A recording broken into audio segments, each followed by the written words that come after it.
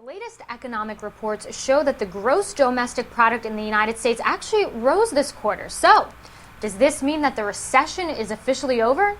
Well, joining me to discuss, economist Gerald Celente. Mr. Celente, thank you so much for speaking with me. So, we get this report that says that the GDP actually rose, but at the same time, you have unemployment at a 26-year high. So, how do we make sense of all of this? Well, look what's behind the rise in the GDP. It's the stimulus program. It's dumping money into the system, and it's showing up. Look, for example, at auto sales. Remember the cash bunkers program, whereby they gave people up to $4,000, $4,500 to buy a new car. Well, that accounts for 1.7% of the GDP rise. So this money is just the money that the government is printing up to temporarily stimulate the economy. Once the stimulus runs off, the economy continues to go down. It's as simple as that. Everyone that doesn't have something vested into this, like the stockbrokers, those experts that are shilling for their companies, knows the reality. We have nothing to sell here. We're just looking at the data for what it is.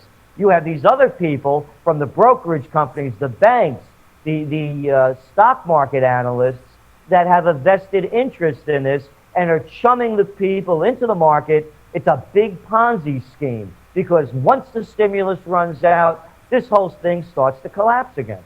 You know, another term that's thrown around quite often, jobless recovery. Now, correct me if I'm wrong, but usually the economy is driven by consumers.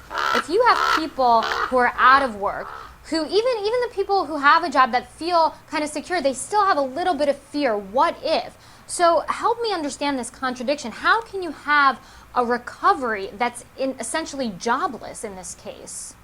Well, as I say, that's like being almost pregnant. You can't. 72% of our GDP is consumer-based. You have to produce more than you consume.